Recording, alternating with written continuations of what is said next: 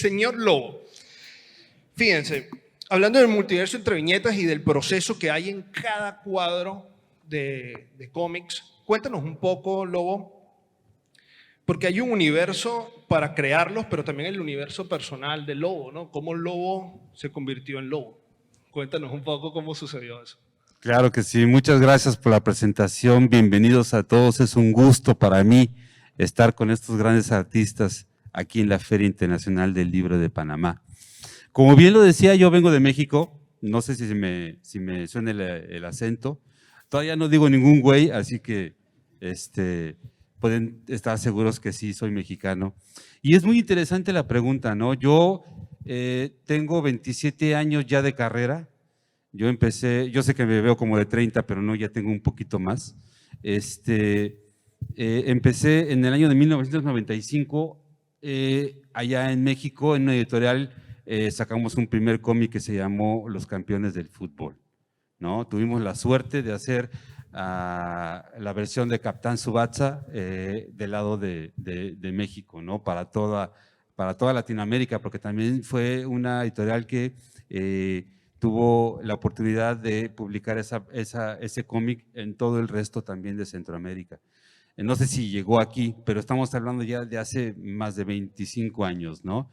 Yo empiezo en ese entonces y la parte de hacer cómic como tal es una parte muy creativa, pero se conforma, de un grupo, de un equipo de trabajo. No es un trabajo individual como tal, ¿no? Y en este grupo de trabajo yo he tenido la oportunidad de trabajar con grandes artistas también, muchos de México, hoy trabajando ya en Marvel, pues del extranjero. Y esa parte es una parte muy enriquecedora, esa parte, ustedes me comprenden, disculpen el trabalenguas. Y entonces yo he podido aprender mucho de mi proceso creativo gracias a la gente con la que he trabajado de la mano, ¿no? Yo al principio empecé como entintador. El equipo de trabajo, por ejemplo, en la industria norteamericana lo comprenden de varias personas. El primero y el que está a la cabeza es el editor. El editor tiene en específico un título, ¿no? Vamos a poner de ejemplo uno en el que trabajé, que es el Amazing Spider-Man. El editor se llama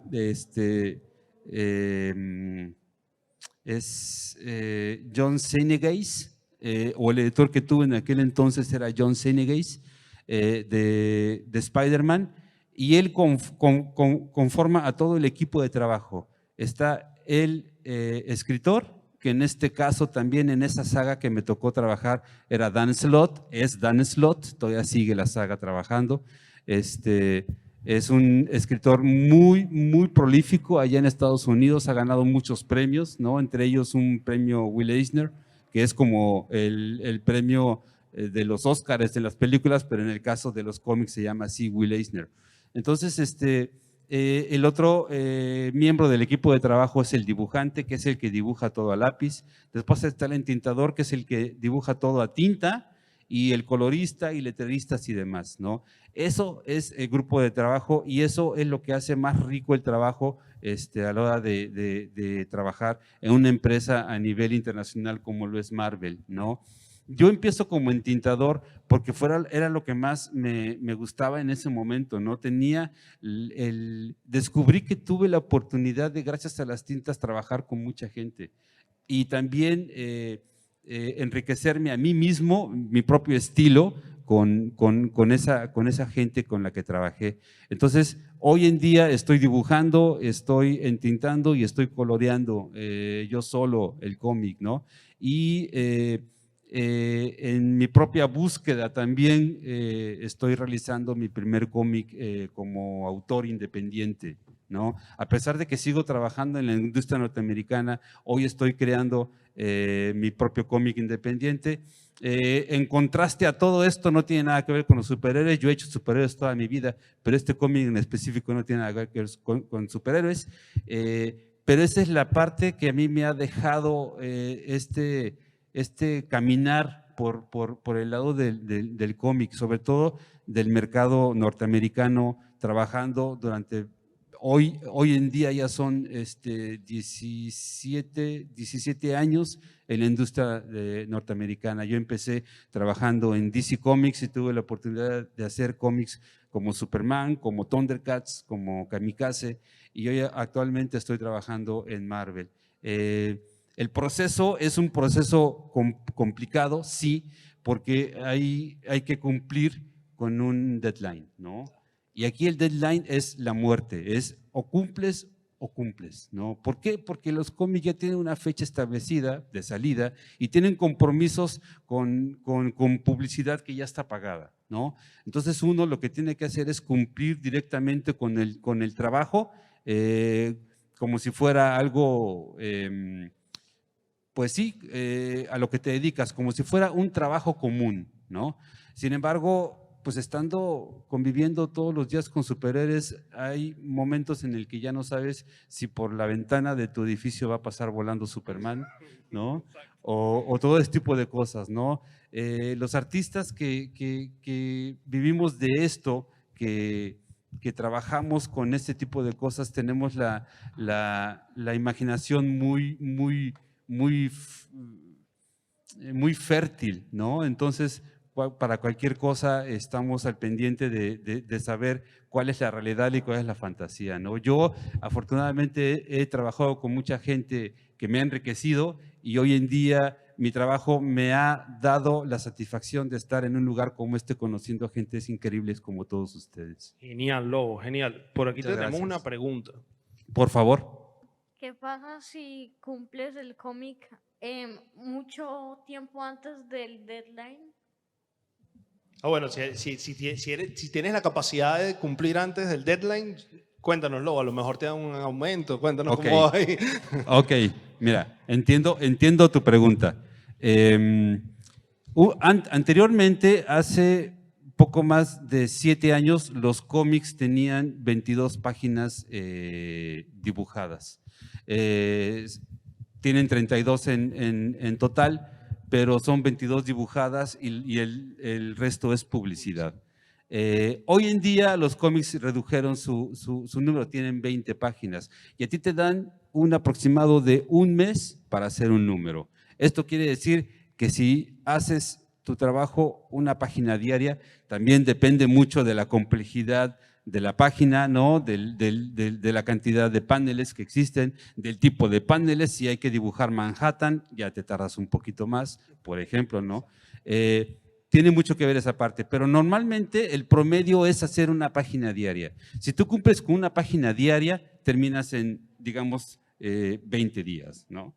Y tienes el resto para descansar, porque la publicación es cada mes y tu editor te habla cada mes.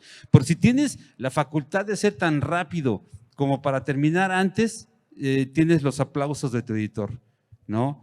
Al contrario, como puede ser normal, si te pasa lo contrario, ¿no? Que si te atrasas, entonces sí corres el riesgo de perder tu trabajo. Y no nada más tu trabajo, porque en este caso estamos hablando de que es una compañía súper importante como Marvel y yo, en mi caso personal, yo estoy representando a un país que es México, ¿no? Estoy representando a ese país y entonces los editores pueden pensar, mira, este mexicano se tarda mucho y cierran de alguna forma las puertas para otros futuros participantes del cómic, y no nada más mexicanos, sino a nivel habla hispana, ¿no? Entonces dejamos una huella mala. Afortunadamente en mi caso no ha pasado. Yo sí he tenido la oportunidad de apretarme un poquito más las tuercas y terminar un poquito antes del deadline. Casi Buenísimo. siempre termino 1 o 2 días antes del deadline. Y un descansito que nunca te da Eso mal. es importantísimo. Cuéntanos un poco, Albert.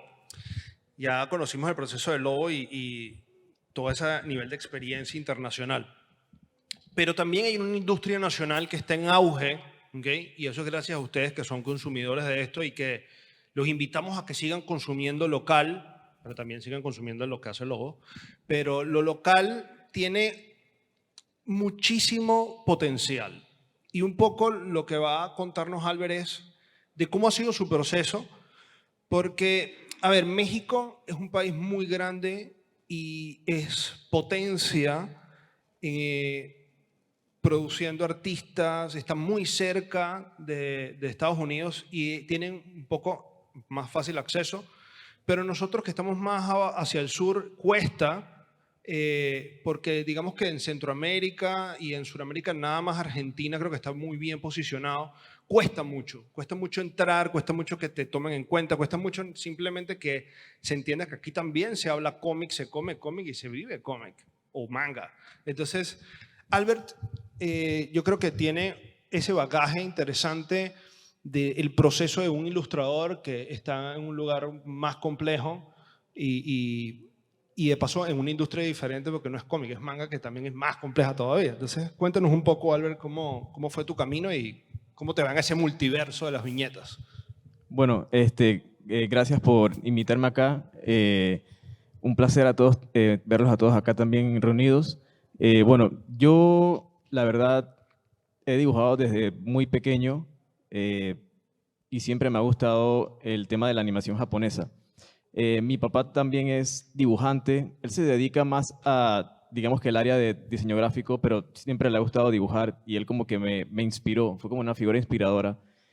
Y cuando yo me gradué de la escuela, yo no sabía qué hacer. De hecho, yo tenía como ganas de estudiar animación o hacer anime en Japón y me gustaba dibujar el estilo del anime, del manga, pero no sabía en qué concretarlo.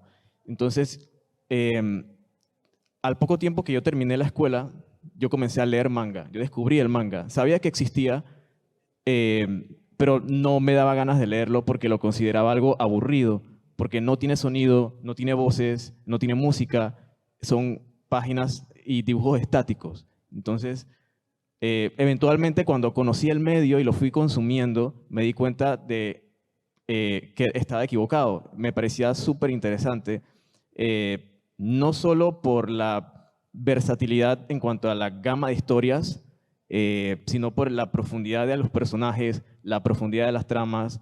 Me sorprendió realmente lo mucho que yo disfrutaba leer manga, pese a que es un medio que no, digamos que no es algo audiovisual. Exacto, es analógico, pues.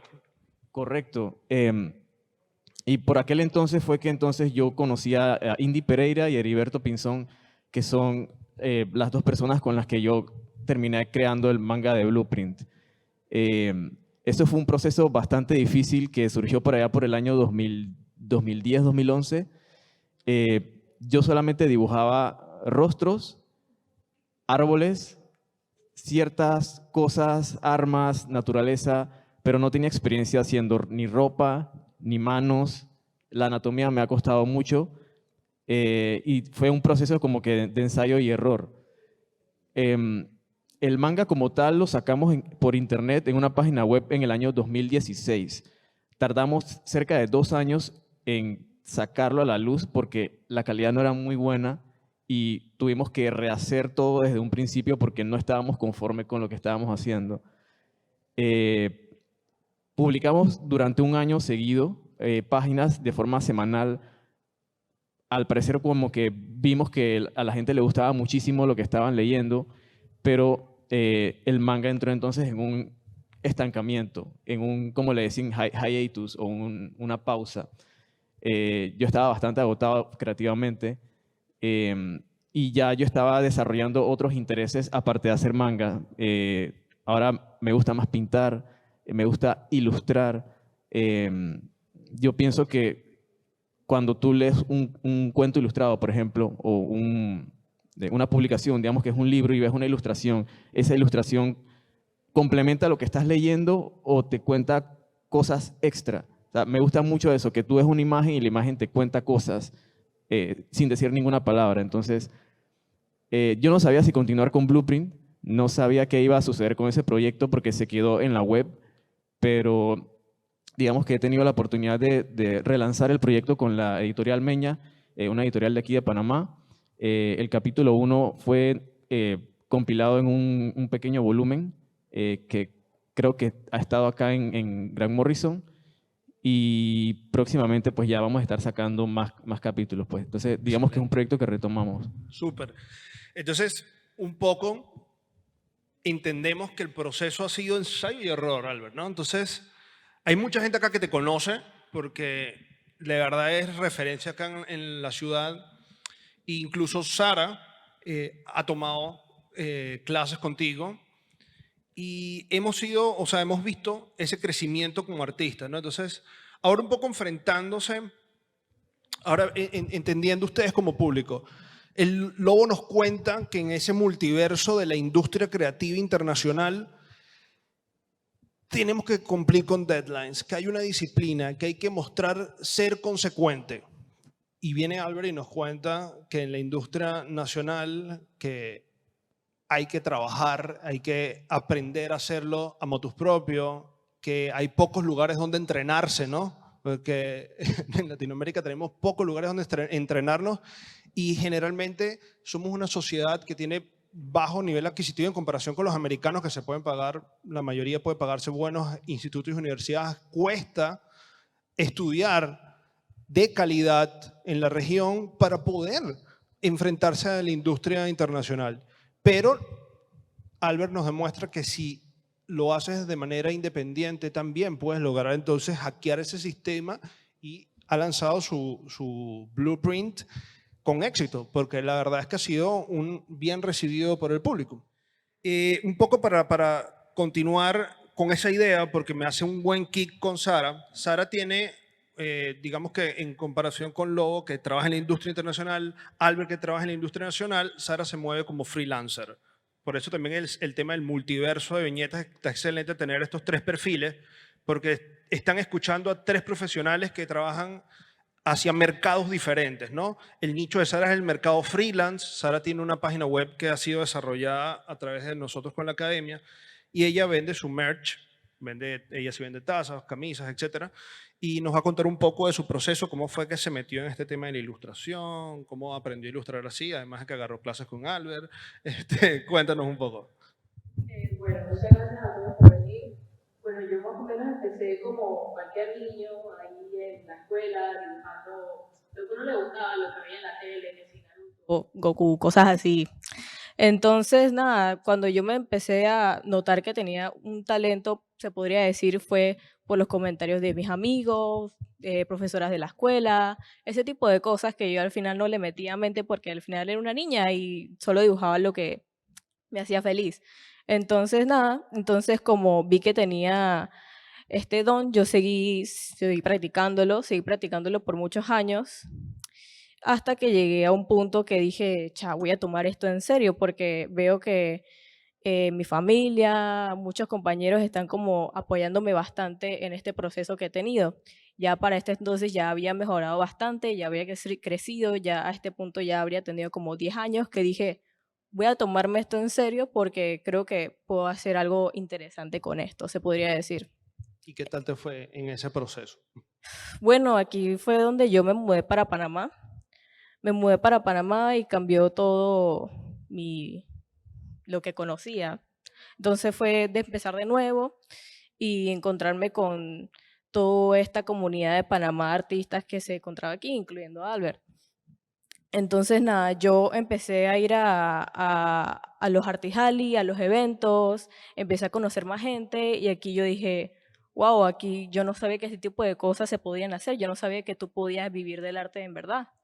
Entonces, ahí fue donde yo fui creciendo, obviamente, y dije, voy a hacer algo diferente, que ahí fue donde salió la idea de la página. Exacto, que empezamos a trabajar juntos y entonces empezamos a desarrollar tu website. Cuéntanos un poquito del website, cómo funciona, ¿esta factura, no factura, cómo te va?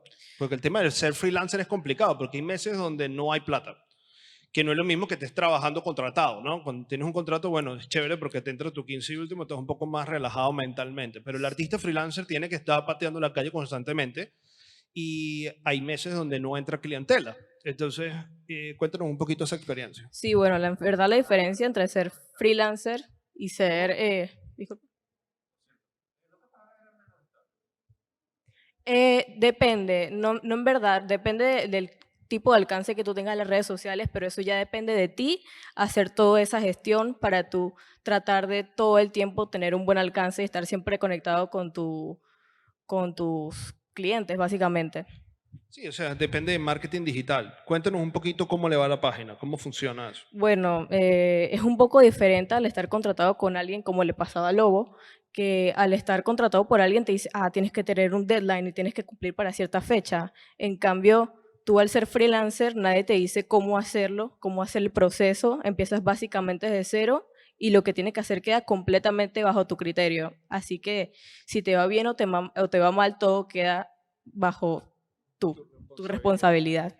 Correcto. Entonces fue muy difícil llevar todo este proceso y no tener a nadie que me dijera cómo hacerlo, ya que esto en Panamá no es muy usual de ver en los artistas, ya Muy que bien. es muy costoso, como tú dijiste.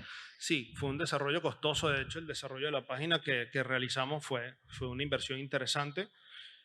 Pero bueno, está dando sus frutos. Era un embudo, tenías que entrar por las publicitarias. Por ejemplo, yo toda la vida me he dedicado a trabajar para publicitarias y no sé trabajar ilustración sin las publicitarias, como lo hace Sara, como lo hace Albert. ¿Ok? Dependo de ellos. No sé hacerme mi mercado, sin embargo, vendo educación. Por ejemplo, ese es mi caso. Sara sí sabe hacerlo por su cuenta. Lobo, cuéntanos un poco. Hasta cierto punto, en mi trabajo, en la parte digital, yo lo que hago es utilizarlo muy poco, ¿no? Mi proceso es trabajar en papel. Y normalmente cuando hago dibujo, Marvel me manda su formato, sus páginas, y yo lo que hago ahí es hacer mi arte.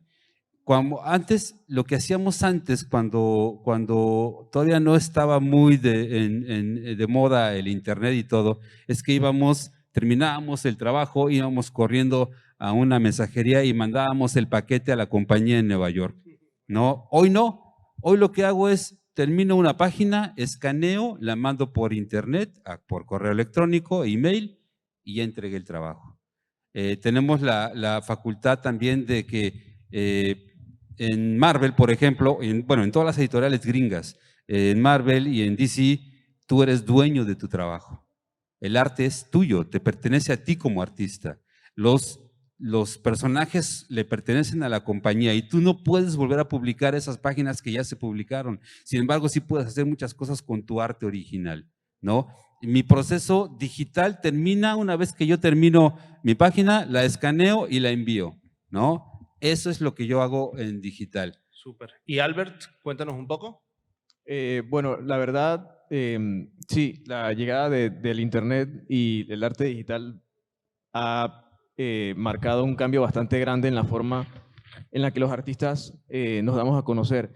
Yo me acuerdo, bueno, para hablar brevemente, yo comencé teniendo un blog en WordPress en 2013 y no estaba seguro si publicar mi trabajo porque no tenía un norte, no sabía si era bueno, si a la gente le iba a gustar, pero digamos que poco a poco fui sacando mis cosas, me pasé a un fanpage de Facebook, tuve Instagram, Twitter.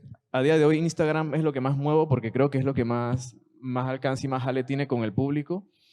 Pero gracias a la digitalización del trabajo, de las cosas, uno como ilustrador tiene una ventana mucho más grande y más oportunidades para dar a conocer nuestro trabajo, que de no ser así, estaríamos atados de repente a un filtro, qué sé yo, de publicar a través de revistas, que puede que no acepten nuestro trabajo siempre, o a través de una agencia de diseño, Exactamente. o galerías Entonces, de arte, o cosas como esas. entonces quedaríamos en ese viejo truco de que hay un embudo, ¿no?